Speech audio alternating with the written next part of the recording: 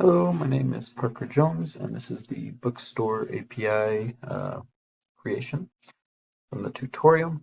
So it's automatically using the Swagger to open it up, but if I modify the URL a bit and I go to API/books, excuse me, it will pull up this JSON view here.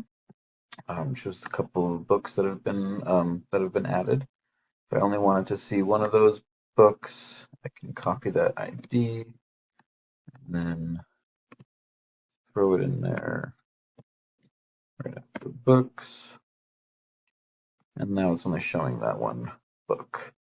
And then that's it for this part. But if we also go to the MongoDB, this is the local host that was created. I can go to the bookstore that was added.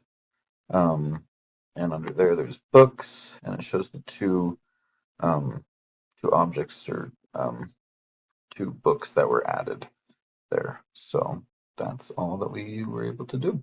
That's all that the tutorial had us do. Thank you.